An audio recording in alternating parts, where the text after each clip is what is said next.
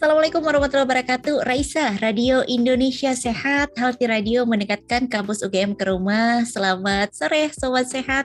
Senang sekali di hari ini, hari Senin ya, 21 Maret 2022. Kita mengawali awal minggu ini. Sore-sore kita ketemu lagi di Bincang-Bincang Santai. Raisa, Radio Indonesia Sehat. Gimana kabarnya Sobat Sehat di kesempatan sore hari ini? Semoga Anda di sore hari ini mungkin yang lagi capek-capek mungkin atau belum siap mengarungi hari Senin ya, karena kemarin habis weekend gitu, hari Senin masih masih belum menata ya. Tapi nggak apa-apa, sore hari ini kita akan eh, menemani Anda untuk apa namanya, sore-sore kita akan ngobrol ya untuk mewarnai hari Senin ini dengan obrolan menarik dan juga santai dari Raisa Radio.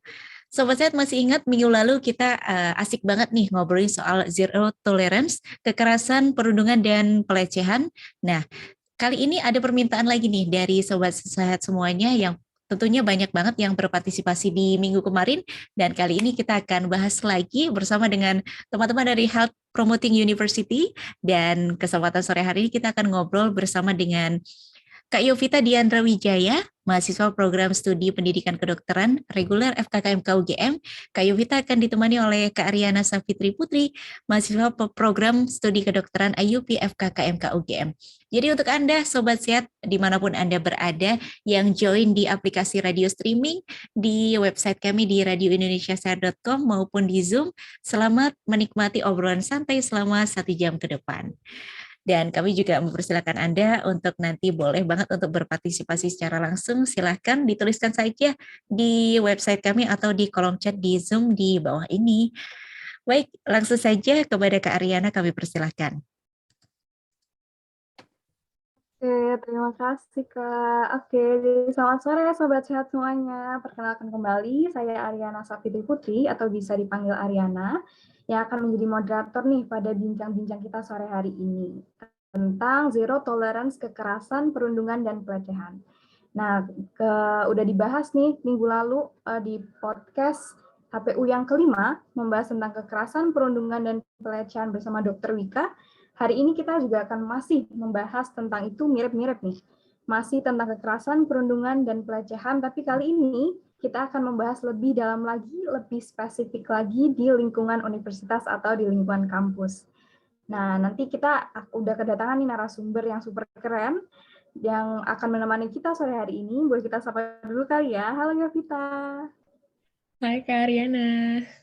Oke, jadi narasumber kita sore hari ini adalah Yovita Diandra ya. Yovita Diandra ini merupakan mahasiswa kedokteran tahun kedua ya di Fakultas Kedokteran, Kesehatan Masyarakat, dan Keperawatan UGM. Nah, Yovita ini juga aktif di salah satu organisasi yaitu CIMSA UGM sebagai Local Officer on Sexual and Reproductive Health and Rights, including HIV and AIDS. Halo Yovita, gimana kabar ini?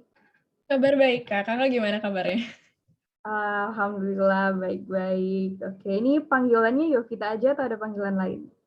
Boleh Yofi, boleh Yovita, seenaknya aja nih Kak. Oke, Yofi aja mungkin ya, biar nggak kepanjangan. Oke Oke, deh, boleh. Yofi, mungkin boleh kenalan dulu nih sama Sobat Sehat. Oke, halo Sobat Sehat semuanya, kenalin aku Yovita, biasa dipanggil Yofi dari Kedokteran UGM, dan aktif sebagai Lora Cimsa UGM seperti yang udah disampaikan Kak Ariana tadi. Oke, nah ini menyinggung sedikit nih tentang keaktifan Yovita di CIMSA UGM sebagai Local Officer on Sexual and Reproductive Health and Rights, including HIV and AIDS. Wah, ini dari jabatannya panjang banget, mungkin bisa diceritakan sedikit nggak kira-kira ini apa ya, fokusnya di bidang apa sih? Oke, mungkin kalau dari namanya udah agak kelihatan ya, sexual and reproductive health, berarti ya sekitar kesehatan seksual, kesehatan reproduktif, tapi juga ada rights-nya, jadi kita juga membahas tentang hak-hak kesehatan seksual.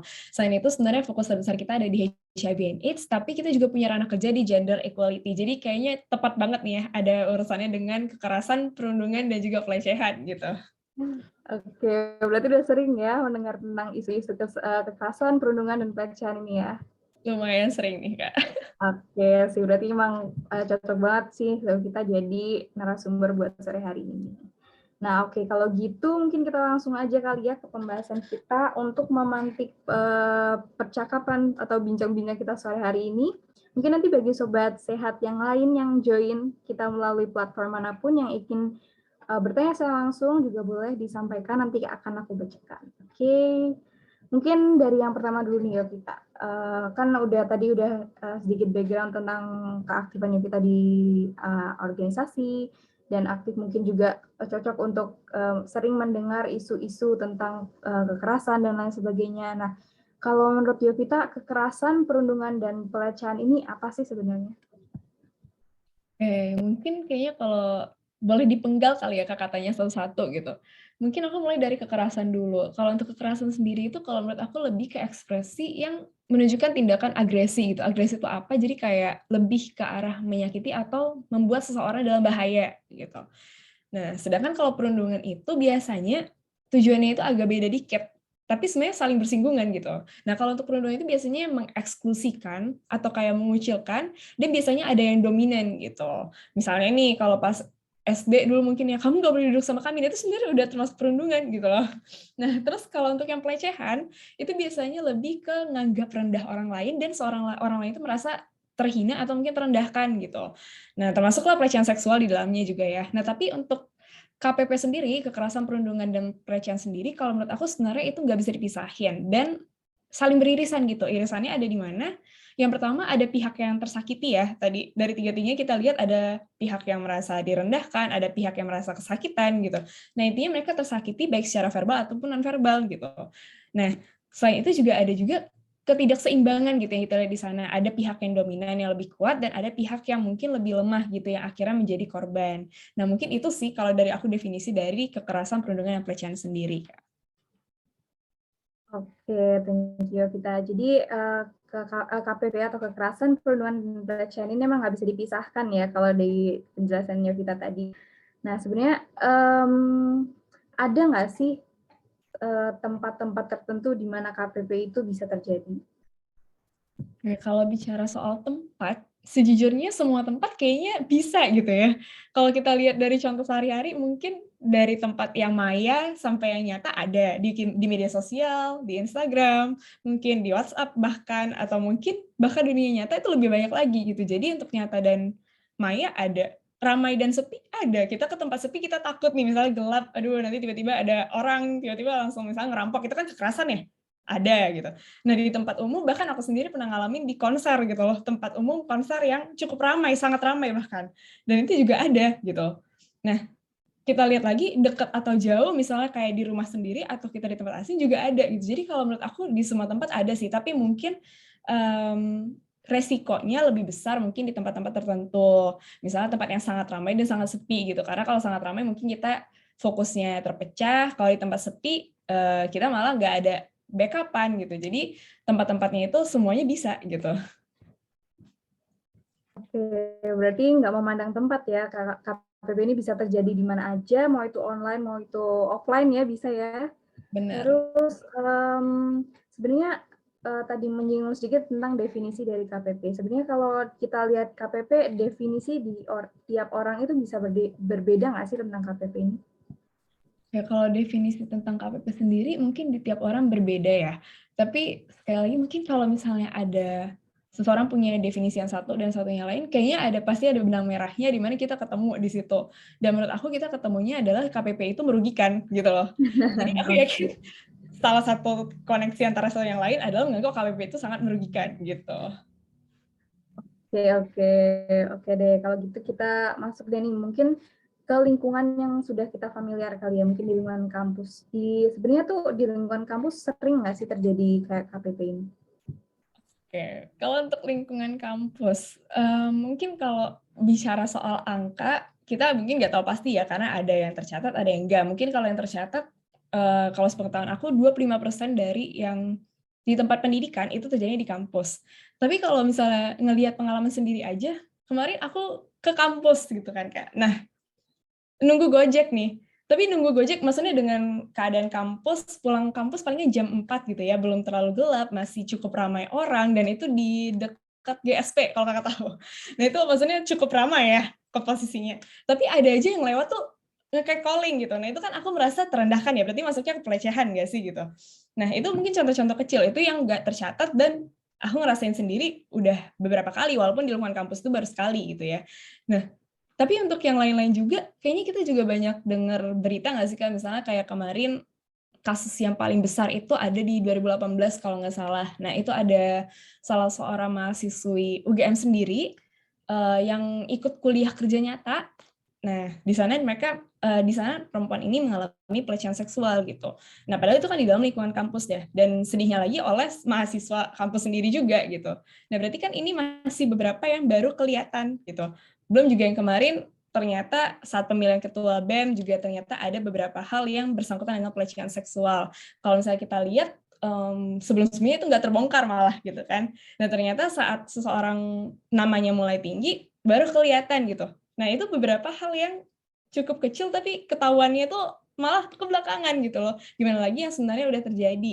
Ada juga yang bahkan udah mahasiswa S2, kemarin juga ini paling baru di 2021 kalau nggak salah, mahasiswa S2 yang melakukan pelecehan seksualnya itu gitu, dan itu dari UGM juga. Dan ini masih kampus yang cukup besar dan menurut aku keamanannya udah cukup baik gitu.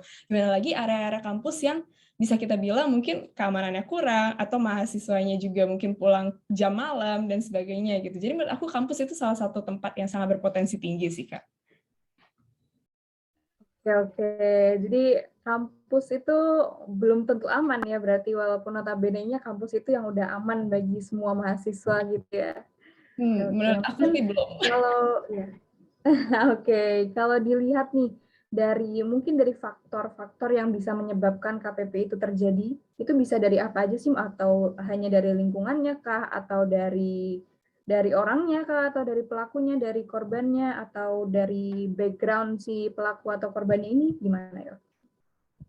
Sebenarnya kalau penyebabnya ya itu agak banyak sih. Mungkin kalau dari unsur individunya, yang pertama mungkin dari korban ya. Kalau kenapa mungkin orang-orang di kampus itu banyak jadi korban, karena ada beberapa hal yang kayaknya menjadi titik lemahnya gitu. Nah, pertama mungkin biasa anak-anak kuliah itu biasanya baru dilepas orang tua gitu nggak sih Kak? Maksudnya mereka SMA mungkin biasanya sama orang tua, mungkin beda cerita kalau SMA udah merantau ya.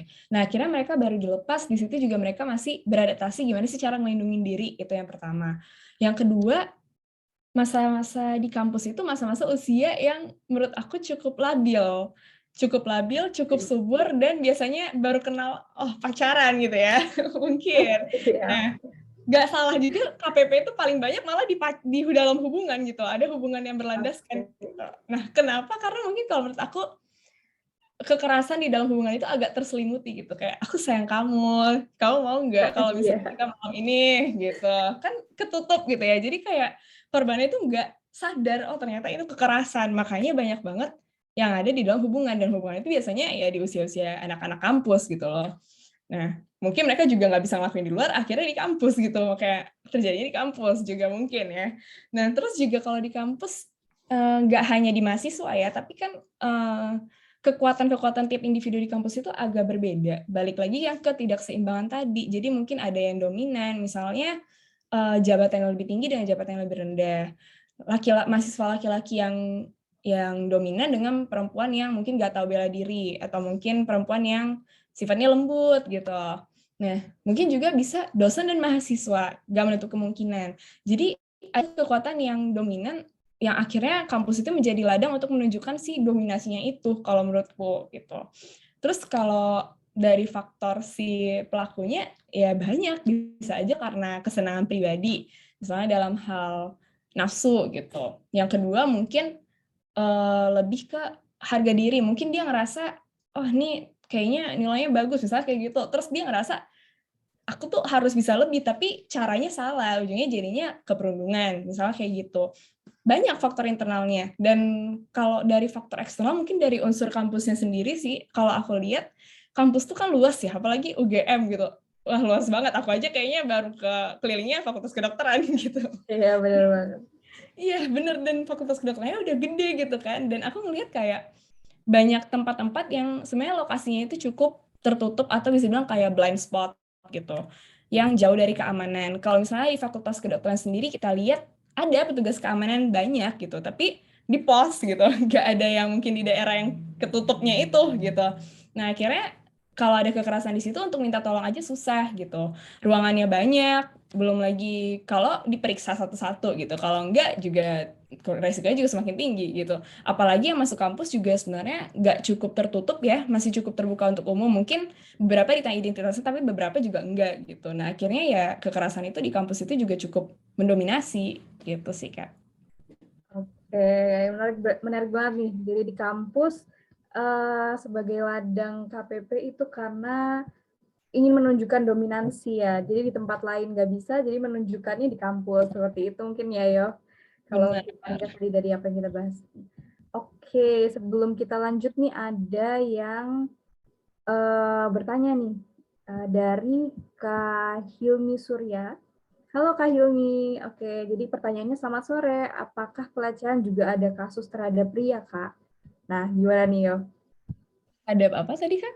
Terhadap pria. Pria. Oke, kalau pria juga ada sih. Mau dari kekerasan, perundungan, dan pelecehan menurut aku ada. Mungkin dari kekerasan kali ya. Kalau kekerasan mungkin ke pria bisa secara verbal, bisa secara fisik. Nah, kalau yang verbal itu mungkin kalau aku bicara soal teman aku sendiri sih. Nah, dia pernah curhat sama aku karena kemarin aku ngasih assessment nih tentang International Women's Day. Oke. Nah, tapi di dalamnya ada tentang kekerasan, terus ada kekerasan, pelecehan, dan perundungan gitu. Aku ngasih ke teman dekat aku pas SMA ini.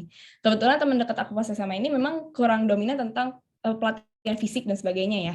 Nah, jadi dia di kos ngepesan skincare gitu. Nah, ngepesan skincare, tapi yang terjadi adalah yang nerima paketnya itu teman kosannya.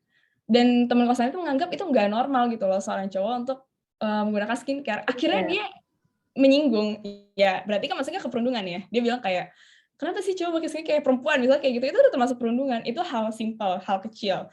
Belum lagi kalau misalnya kamu misalnya nilainya kurang bagus gitu. Terus misalnya dosen tuh bilang, kok kamu nilainya gini sih? Maksudnya kayak langsung ini ya, mengambil judge secara spontan gitu, menghakimi secara spontan. Kamu kalau misalnya nilai segini, gini, nah itu kan termasuk yang menyakiti hati ya, itu termasuk keperundungan loh kalau berulang misalnya. Misal berulang kali kayak gitu.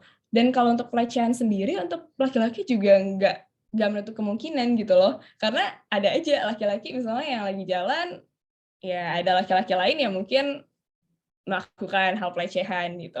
Nah, untuk lingkungan kampus mungkin bukti konkretnya agak susah ya, karena laki-laki sendiri biasanya harga dirinya lebih tinggi gitu. Mereka itu lebih malu gitu loh kalau misalnya dilakuin pelecehan, ngadu gitu.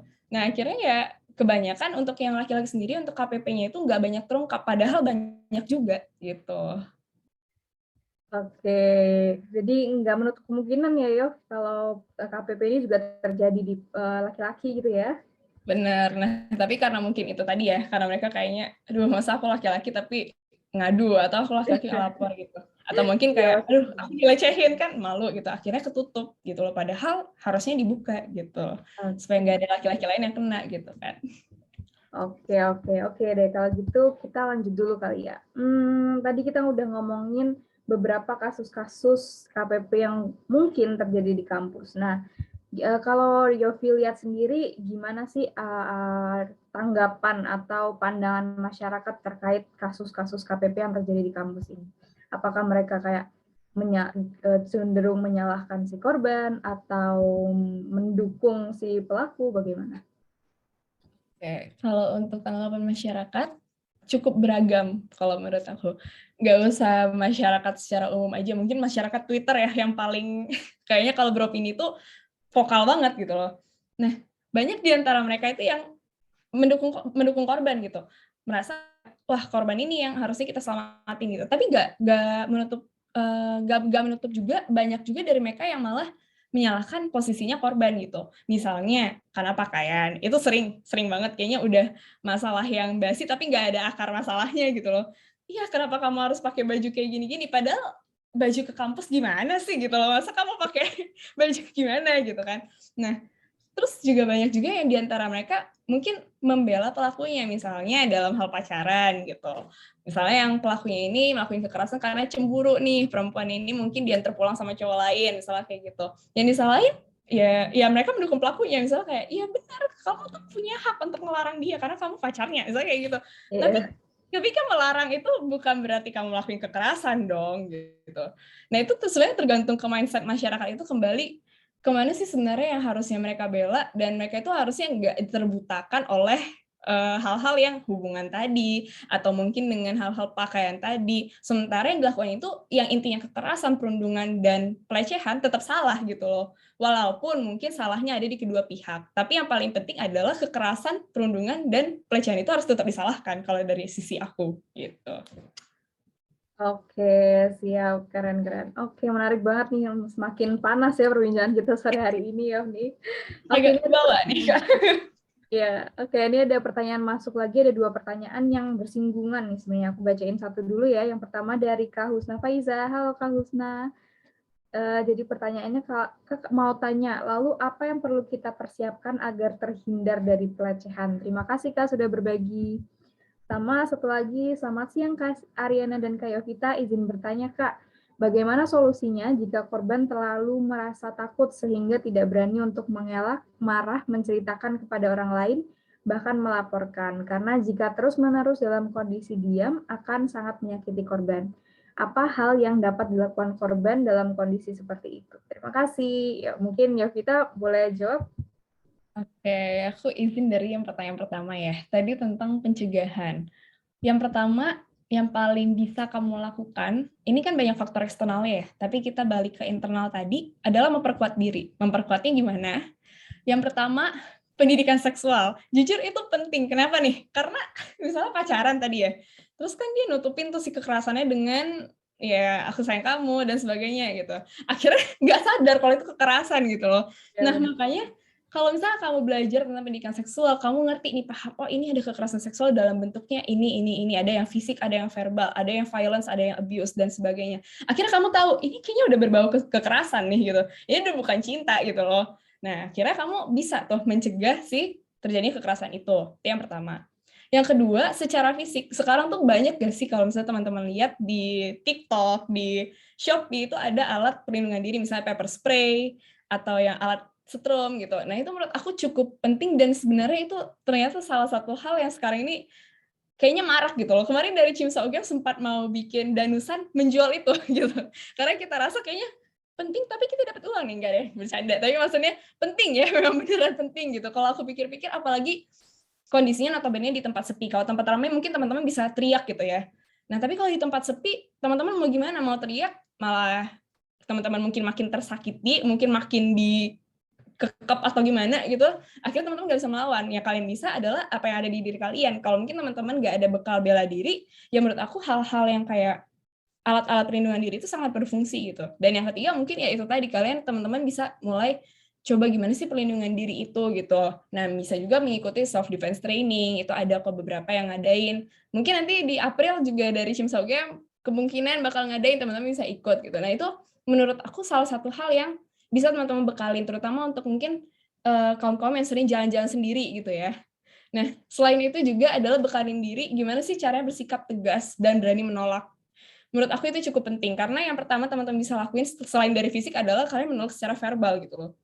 Dan menurut aku itulah yang akan dilihat oleh si pelaku gitu. Dia ngelihat teman-teman, kayaknya gampang deh untuk tersakiti gitu, kayak lemah gitu kan, kayak ampun gitu kan, kayak gimana gitu, kayak susah. Tapi kalau kita menolak, kamu gini gitu, kan kelihatan tegas gitu. Dia juga pasti, oh ini anak punya bekal nih, istilahnya gitu, kayak walaupun mungkin kita nggak punya bekal apa-apa ya, tapi kayak wah ini anak berani gitu loh. Dan itu bakal gimana ya, kayak istilahnya mendistraksi keberanian si pelaku gitu. Terus untuk pertanyaan yang kedua, solusi kalau misalnya takut untuk ngelapor. Yang pertama teman-teman ketahui dulu, apa sih sebenarnya manfaat aku ngelapor gitu? Apa manfaatnya juga kalau aku diam gitu? Oke, kalau misalnya diam, kayaknya udah sedikit terjawab ya, kalau manfaatnya itu nggak ada gitu.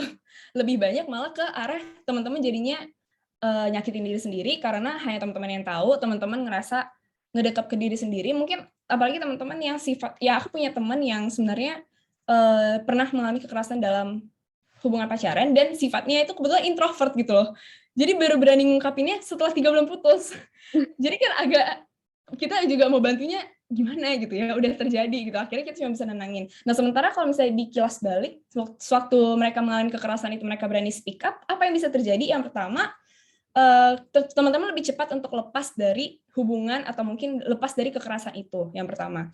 Yang kedua, teman-teman bisa minta pertolongan. Gak hanya dengan teman-teman bercerita ke satu orang ini, teman-teman mungkin mendapat saran dan sebagainya, teman-teman bisa lapornya itu ke pihak yang berwenang gitu.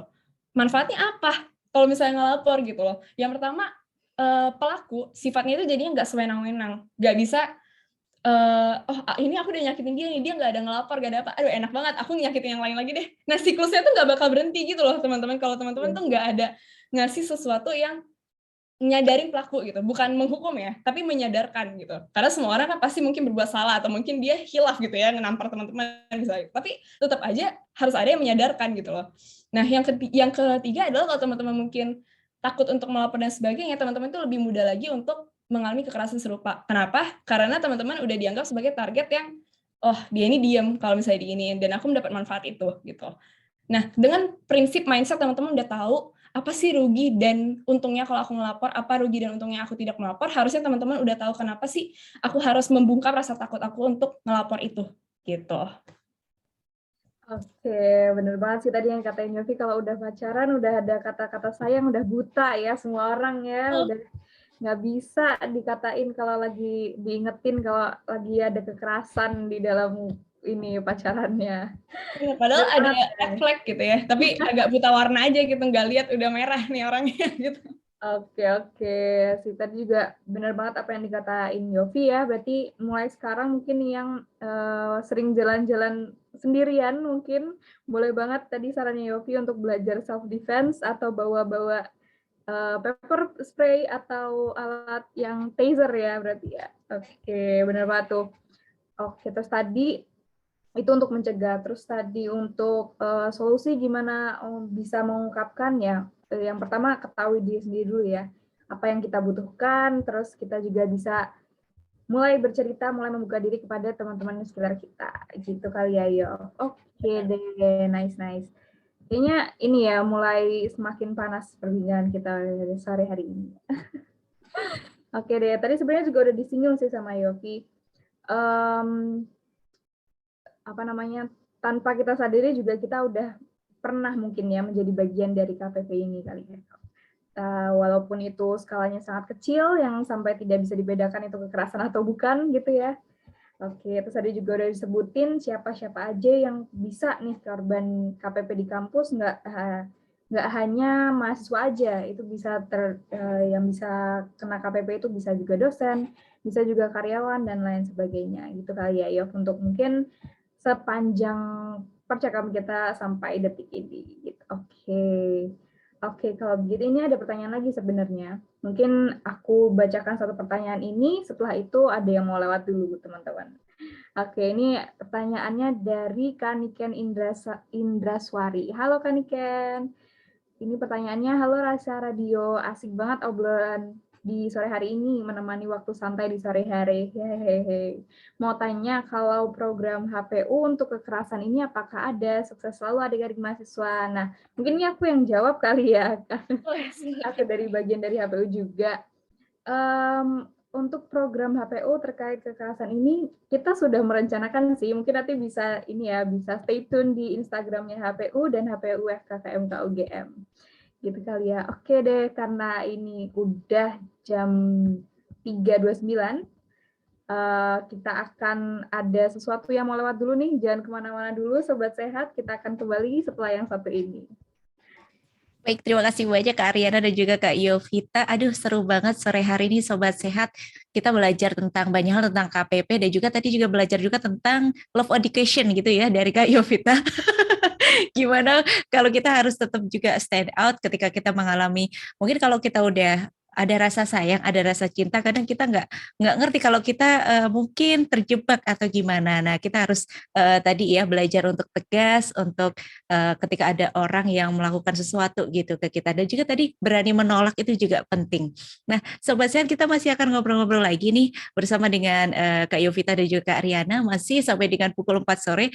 Kami ucapkan selamat sore untuk Sobat Sehat yang baru aja gabung, baru aja menyatu di Raisa Radio atau di Zoom atau di website kami. Tenang saja, kita akan bincang-bincang lagi setelah satu lagu ini dari Bruno Mars dengan Live the door open. Tetap stay tune bersama kami di Radio Indonesia Sehat.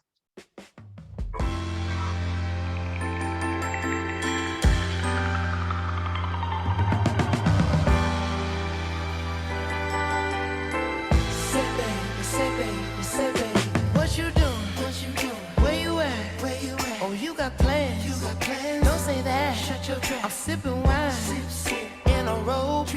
I look too good to be alone. My house clean, my pool warm. Just shake smooth like a newborn. We should be dancing, romancing in the east wing and the west wing of this mansion. What's happening?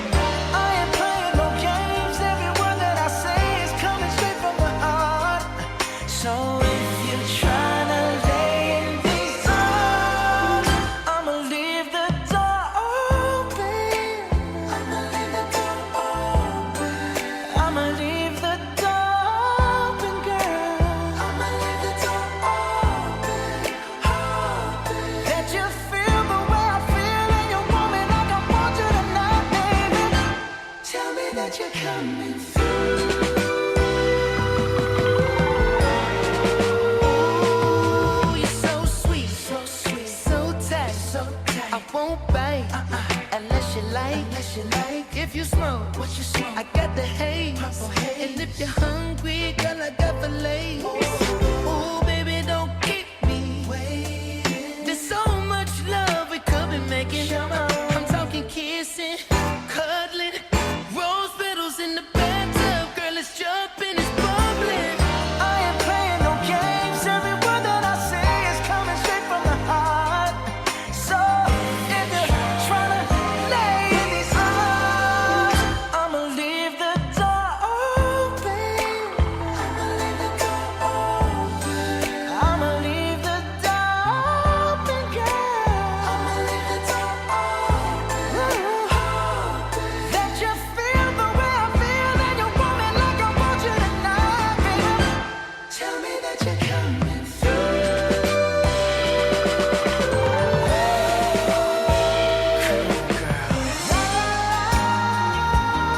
La la la la, I need you, baby.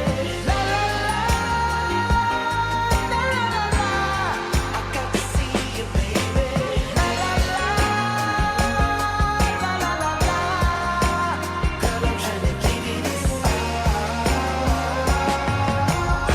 Hey, I'ma leave my door open. I'ma leave the door open, baby. I'ma leave my door open, girl.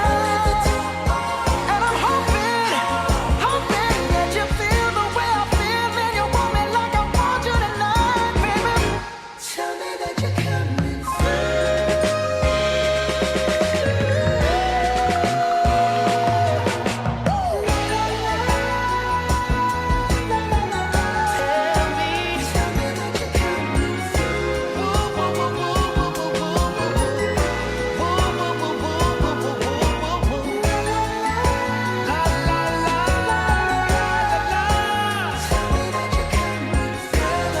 just waiting for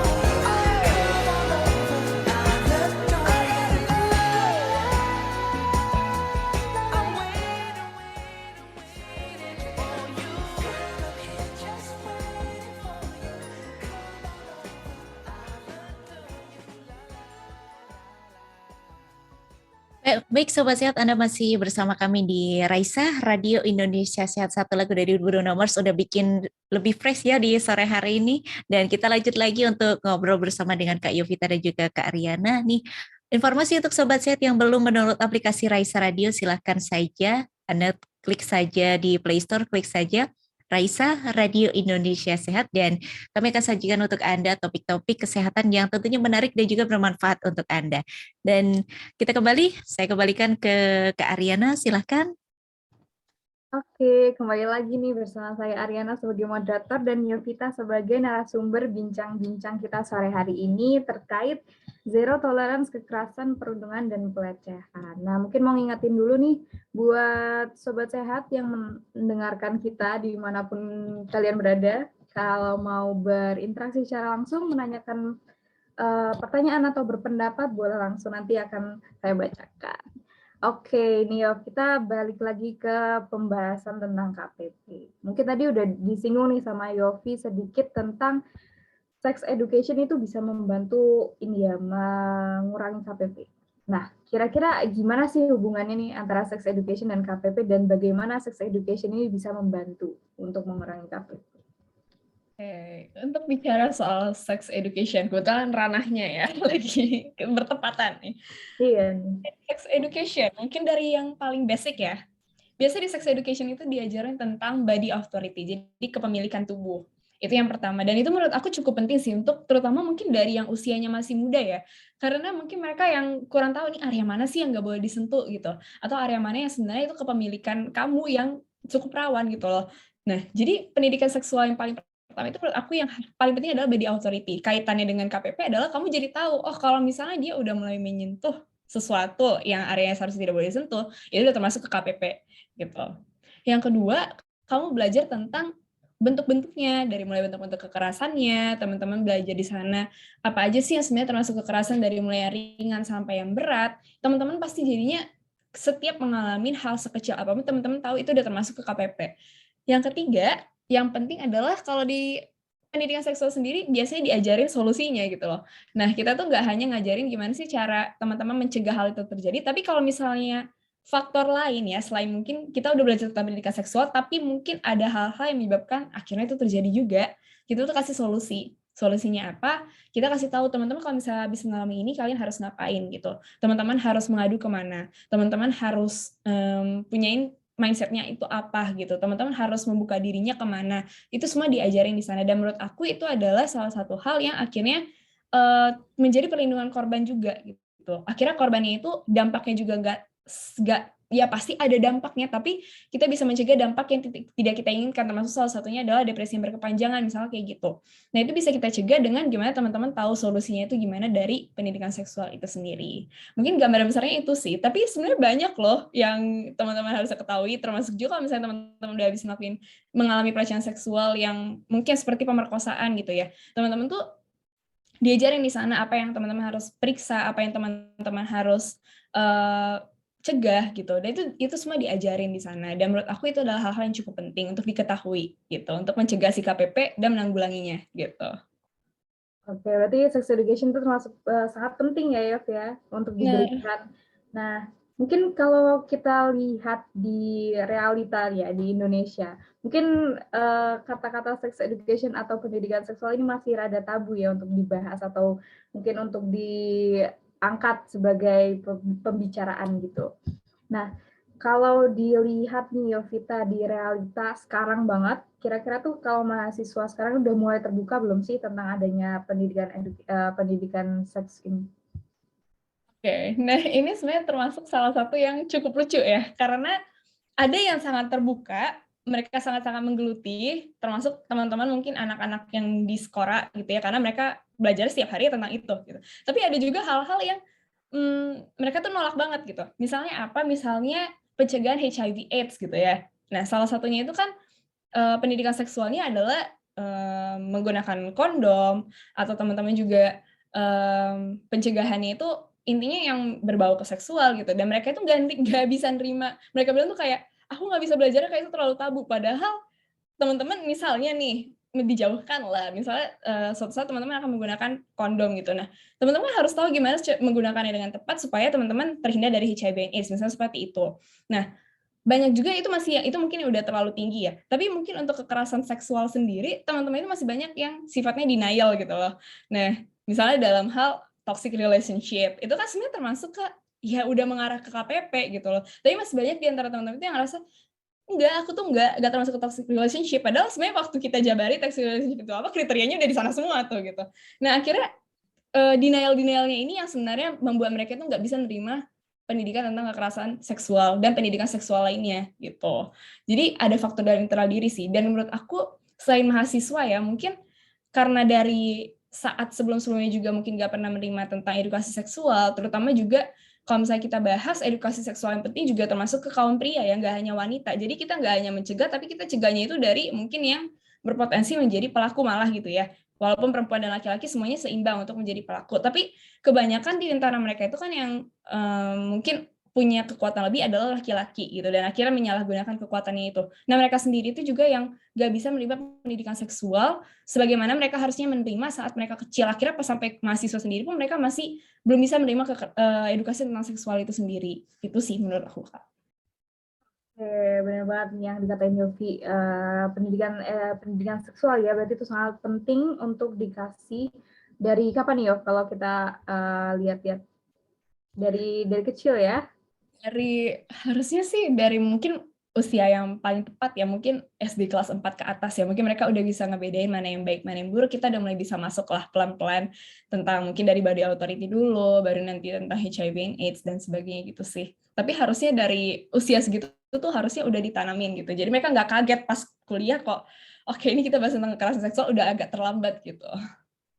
Oke, ini boleh nih dari teman-teman mungkin mahasiswa future ibu dan future ayah, boleh banget nih ini nanti untuk memberikan edukasi seksual ya untuk anak-anak ya gitu.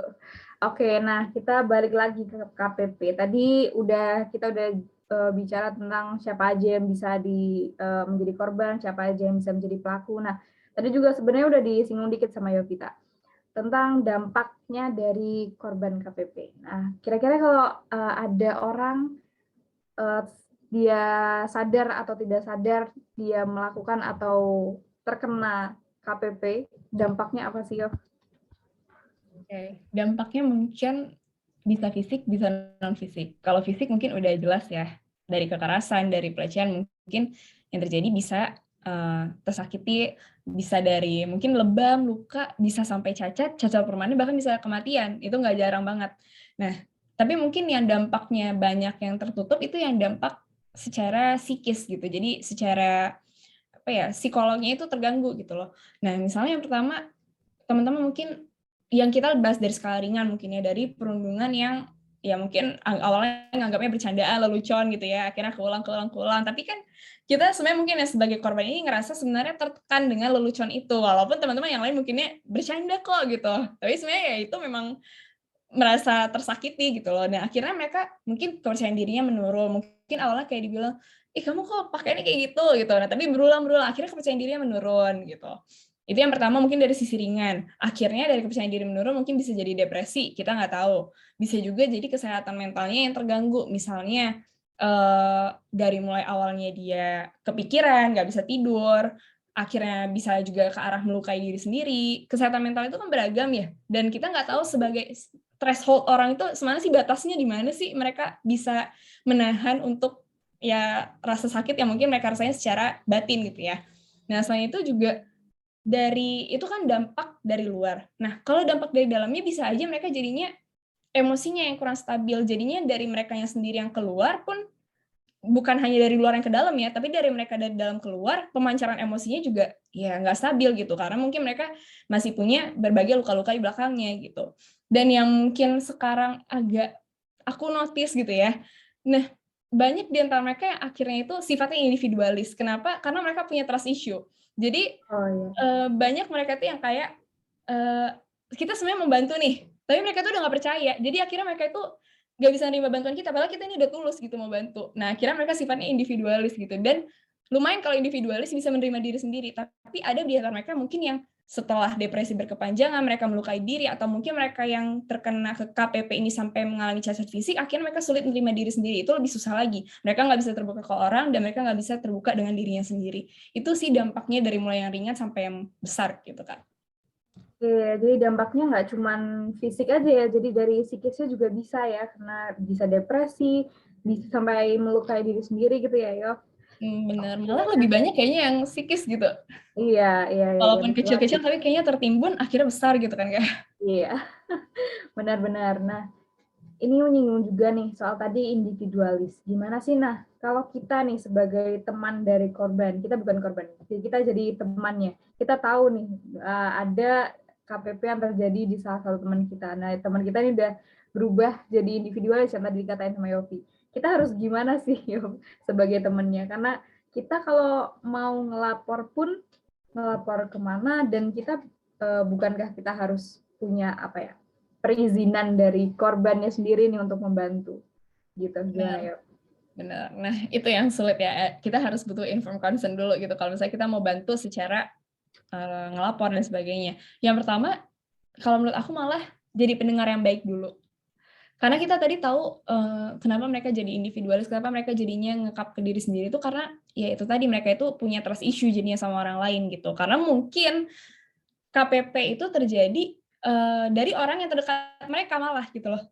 Kan gak jarang ya ternyata orang yang terdekat kita itu yang ngasih kekerasan ke kita gitu. Nah itu yang bikin mereka punya trust issue yang besar. Jadi yang pertama itu jadi pendengar yang baik. Kita ngebangun dulu kepercayaan mereka kepada kita, dan kita juga memberikan sepenuh hati lah, kita ikhlas, kita tunjukin kita itu benar-benar peduli gitu.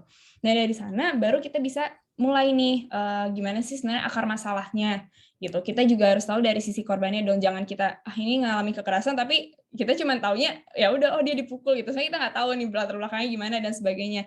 Nah gimana, atau mungkin korban ini juga nggak berani speak up karena mungkin ada latar belakangnya lain gitu. Dan itulah di sana kita bisa cari jalan keluarnya sebenarnya gimana sih. Yang intinya kan KPP itu adalah hal yang salah gitu loh, dan kita tahu itu. Nah intinya adalah walaupun mungkin latar belakangnya banyak, yang salahnya itu tetap di KPP, kita bisa tetap bantu.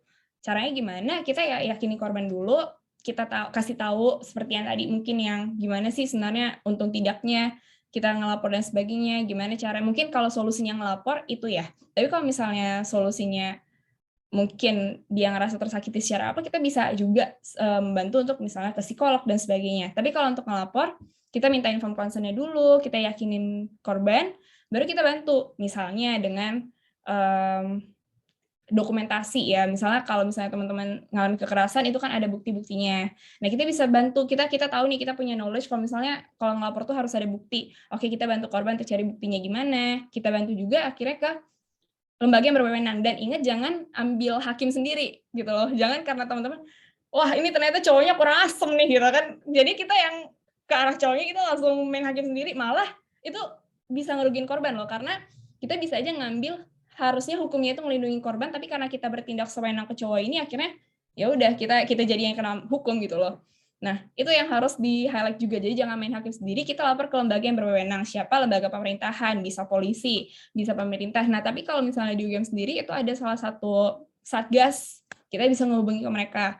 Atau gak usah dari UGM, kalau misalnya teman-teman mungkin takut ya, misalnya yang kekerasannya itu mungkin dari UGM sendiri gitu, takut mungkin nanti gimana gitu prosesnya dan sebagainya. Teman-teman bisa sekarang dengan gampang bisa ngelapor ke Komnas.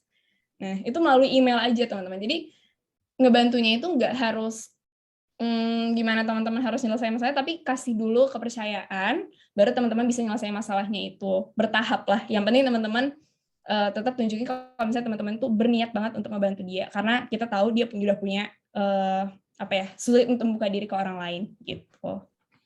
Oke, benar banget yang dikatain Yofi. Pertama harus menjadi pendengar yang baik dulu ya. Iya ya. Terus tadi kita harus tahu apa yang teman kita butuhkan juga. Kalau dia butuhnya teman, mungkin ya sampai menunggu teman kita yang sebagai korban ini membuka diri pada kita, ya kita temani ya. Sampai akhirnya nanti kita menyadarkan bahwa dia itu kena KPP. Kita harus yang penting ditemani dulu, karena takutnya dengan dia pikirannya sendiri juga kacau, ya untuk dirinya sendiri aja dia nggak bisa untuk menyelamatkan diri sendiri gitu, dan kita lah di situ yang berperan untuk menjaga istilahnya gitu. Oke, benar-benar oke deh. Nah kalau tadi udah tentang melapor bisa langsung ke Komnas ya, Yovia, melalui email. Mungkin nanti teman-teman kalau mau tahu juga bisa langsung searching nih kayaknya, boleh langsung kita cari di Google gimana caranya untuk melaporkan tindakan KPP ini langsung ke Komnas. Oke, kita next lagi nih. Tadi kita udah bahas soal dampak terhadap korbannya, terus gimana sebaiknya korbannya harus bertindak, gimana sebagai kita teman atau orang yang melihat adanya KPP di kampus apa yang harus dilakukan, dan bagaimana menyikapinya. Nah, mungkin nih kita sekarang bukan teman konteksnya, kita orang yang tahu aja, orang lewat. Oh, dia ini misal udah ya tadi yang kasusnya tadi udah terbongkar dan udah lapor ke sana kemari dan tiba-tiba didengar oleh banyak orang. Nah, kita sebagai orang yang lewat aja, kita gimana sih menyikapi kalau kita tahu oh ternyata itu orang jadi korban KPP, wah gimana nih cara menyikapinya? Oke, ini kalau kita jadi orang yang lewat aja nih ya. Iya, yang lewat aja.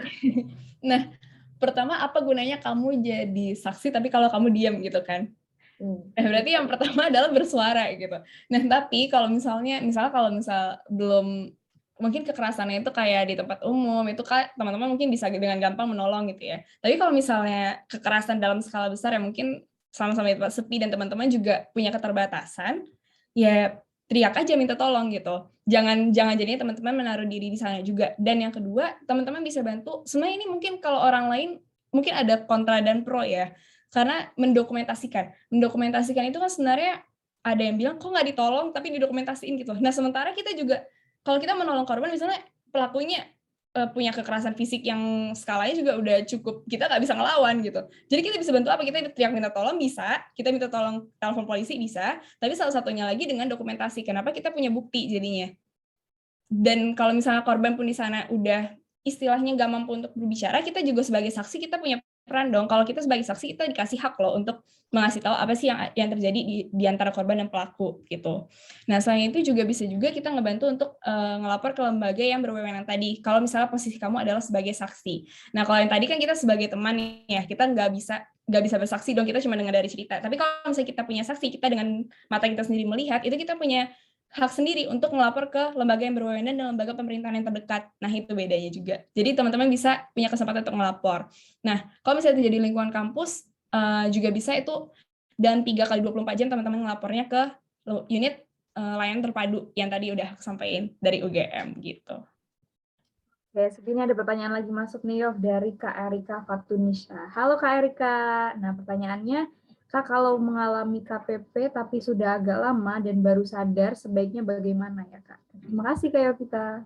Oke, untuk KPP sendiri, kalau untuk ke Komnas HAM dan Komnas Perempuan, itu jangka waktunya sebenarnya 6 bulan.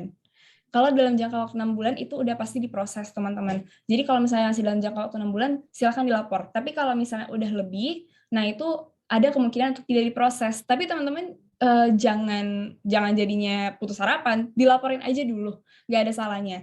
Itu yang pertama. Yang kedua, kalau untuk ke unit layanan terpadu UGM itu nggak hanya soal terhadap pelaku ya. Malah kalau unit layanan terpadu UGM, kalau yang aku baca itu malah mereka lebih ke menyediakan konseling dan juga memberikan pendampingan kepada korban. Jadi kalau teman-teman ngerasa teman-teman udah ngalami kekerasan yang udah lama, tapi teman-teman masih punya bekas yang teman rasa kayaknya aku belum bisa untuk berdamai dengan diri sendiri, teman-teman butuh bantuan, itu bisa ke unit layanan terpadu ini. Malah kalau untuk pelakunya biasanya itu dari komite etik, dari tim etik gitu. Jadi kalau misalnya teman-teman ngerasa untuk proses kekerasan yang udah terlalu lama, tapi teman-teman ingin membenahi diri sendiri, bisa juga ke unit layanan terpadu itu. Intinya adalah tetap meminta pertolongan ke orang lain gitu, entah itu baik ke layanan pemerintah atau mungkin ke layanan UGM sendiri atau mungkin ke teman terdekat. Kalau misalnya teman-teman udah baru menyadari adanya kekerasan gitu. Ya, berarti nggak memandang waktu ya, walaupun udah lama, tetap kita harus membicarakan atau menceritakan, mencari bantuan ke orang lain. Entah itu mau di instansi pemerintahan atau hanya ke teman sendiri atau di lembaga-lembaga di universitas. Oke, Deyo, mungkin ini terakhir deh, karena kita udah di penghujung nih.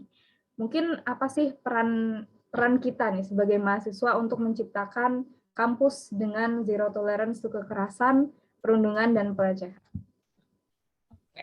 Yang pertama, peran sebagai mahasiswa adalah suara kalian. Teman-teman, suara kalian itu sangat-sangat berarti. Jadi kalau teman-teman ngerasa udah ada kekerasan di sekitar teman-teman, suarakan. Jangan ada yang dibungkam. Atau apalagi kalau teman-teman sendiri ya. Kenapa? Karena tadi balik yang tadi, teman-teman ingin zero tolerance, teman-teman ingin memberhentikan semua tentang si kekerasan, perundungan, dan juga pelecehan. Tapi kalau teman-teman menyimpan diri sendiri, ya berhentinya kapan gitu loh. Dan yang kena gak hanya teman-teman, itu perlu diingat. Kalau ada orang yang melakukan kekerasan, biasanya itu udah lebih balik ke jati dirinya sendiri, bukan ke teman-teman yang posisinya lemah gitu loh. Jadi jangan teman-teman anggap, mungkin aku yang lemah gitu. Dan akhirnya teman-teman membungkam. Enggak, itu karena balik lagi ke jati dirinya pelaku, dan gak hanya teman-teman yang bisa menjadi korbannya. Makanya dari itu, suara teman-teman yang paling penting untuk menyuarakan dan memberhentikan ini semua gitu loh. Yang kedua, sebagai mahasiswa, yang bisa teman-teman lakuin adalah kalau misalnya teman-teman kampusnya mungkin belum punya satgas pemberantasan KPP, ajukan, advokasikan. Kenapa? Karena dari pemerintahan sendiri, dari Menteri Nadiem Makarim, itu juga sudah mengeluarkan perintah untuk setiap universitas itu, kampus-kampus itu harusnya ada Satgas Pemberantas KPP. Kalau teman-teman ngerasa kampus teman-teman itu belum ada Satgasnya, ajukan. Dan kalau Satgasnya itu menurut teman-teman belum berjalan dengan baik, teman-teman juga bisa mengeluarkan petisi itu. Kalau misalnya ingin Satgas ini bekerja lebih maksimal gitu. Kemudian yang ketiga adalah teman-teman bisa juga bekali diri seperti yang tadi dan membekali teman-teman orang lain juga. Jadi jangan teman-teman belajar kesehatan seksual dan sebagainya, tapi teman-teman aja nih, aduh sendiri aja deh gitu. Jangan juga. Teman-teman malah bisa memperluas ke teman-teman lainnya.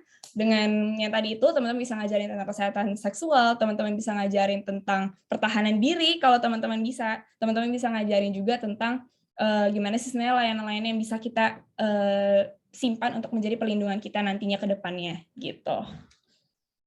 Ya, sip. Berarti ini aku menyimpulkan ya, izinkan aku menyimpulkan di penghujung perbincangan kita pada sore hari ini. Nah, tadi kita udah bahas selama kurang lebih 1 jam tentang kekerasan, perundungan, dan pelecehan. Nah, ini merupakan hal-hal yang sebenarnya masih wajar ya kita temukan di sekitar kita, di lingkungan kampus, lingkungan yang sangat familiar, yang notabene-nya harusnya aman untuk semua mahasiswa. Mungkin tanpa kita sadari juga, kita telah menjadi bagian dari kekerasan, perundungan, dan pelecehan itu tersendiri, walaupun kita dalam skala kecil. Tuh, tidak hanya perempuan saja korbannya, melainkan bisa siapapun. Terus, mengerti secara teori tentang kekerasan, perundungan, dan pelecehan, namun masih banyak dari kita juga yang menutup mata, menutup telinga, dan menutup mulut ketika kita menjumpainya juga. Lingkungan belajar yang selayaknya aman kadang menjadi neraka tersendiri bagi sejumlah orang. Nah, sebagai mahasiswa, kita sudah sepantasnya untuk saling bahu-membahu ya, Yov ya, untuk memberantas kekerasan, perundungan, dan pelecehan di kampus ini, supaya menjadi masa depan kita lebih aman. Oke, nah kami di sini, Ariana dan Yovita di sini bersuara bukan untuk berteriak, tapi supaya semua orang memiliki hak berbicara juga bisa didengar. Oke deh, kalau gitu terima kasih Yovita untuk perbincangan 1 jam kita kali ini, sangat menarik ya, Yov ya. Makasih juga, Kak. Oke. Senang banget ada di sini. Oke, kalau gitu saya Ariana Safitri Putri selaku moderator bincang kita sore hari ini undur diri. Mohon maaf bila ada salah kata dan terima kasih. Sampai jumpa di podcast KPU selanjutnya. Oke, terima kasih banyak Kak Yovita dan juga Kak Ariana. Aduh, seru banget edisi Bincang Santai sore hari ini, agak rame ya Sobat Sehat nih ya. Aduh, seru banget nih, banyak yang join di radio. Terima kasih banyak atas kebersamaan Anda Sobat Sehat, dan juga terima kasih Kak Yovita dan juga Kak Ariana sudah membekali kita semua nih untuk kita belajar mengenai lebih dekat dengan KPP. Tadi juga sudah dijelaskan bagaimana alurnya ketika kita mau speak up, dan tadi pesan dari Kak Yovita dan juga Kak Ariana, jangan takut untuk bicara. Jangan takut untuk bersuara. Semoga edisi sore hari ini Sobat Sehat bisa memperluas wawasan kita ya, dan kita menjadi lebih berani lagi. Dan kemarin pesan dari Bu Ika tadi juga disampaikan juga sama Kak Yovita, yaitu literasi adalah kunci. Jadi terima kasih banyak untuk Anda Sobat Sehat yang hadir pada sore hari ini. Semoga bermanfaat informasi di sore hari ini. Terima kasih banyak atas kebersamaan Anda. Saya Galuh, mohon pamit undur diri. Kak Yovita, Kak Ariana, sehat selalu di sana. Terima kasih banyak sudah join. Salam untuk keluarga di rumah ya. Dan terima kasih banyak Sobat Sehat yang sudah join di radio, di Zoom, atau di website kami di radioindonesiasehat.com. Dan mohon maaf banget nih untuk Sobat Sehat yang belum sempat kami bacakan untuk yang bertanya karena masalah waktu ya. Kita mungkin bisa join lagi di Bincang Santai edisi selanjutnya, karena besok pagi jam 10 pagi kita akan memperingati Hari Air Sedunia. Nah, kita akan bincang-bincang mengenai bagaimana air gitu ya. Jam 10 pagi jangan lupa bincang-bincang santai besok pagi. Terima kasih banyak. Saya Galuh pamit berserta dengan tim. Mohon maaf apabila ada kesalahan pada saat acara berlangsung. Selamat beristirahat. Wassalamualaikum warahmatullahi wabarakatuh. It's funny 'cause I've always dreamed of me and you now. Terima kasih ya Kak ya. Staring at the stars. Terima kasih banyak, Kak. You just broke my heart, even though you promised you'd never do that from the start. But I guess we can only make it so far, 'cause time wasn't in our favor. This isn't goodbye, this is simply see you later. Let me know when it's time to come back. Maybe when your life is on track and you don't have to hesitate. Hopefully it isn't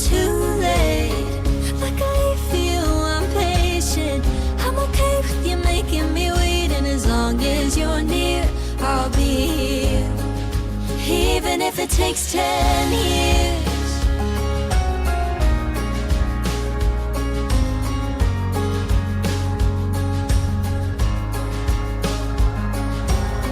Can't fall in love when I found the one. How am I supposed to move on when you're never really too far gone?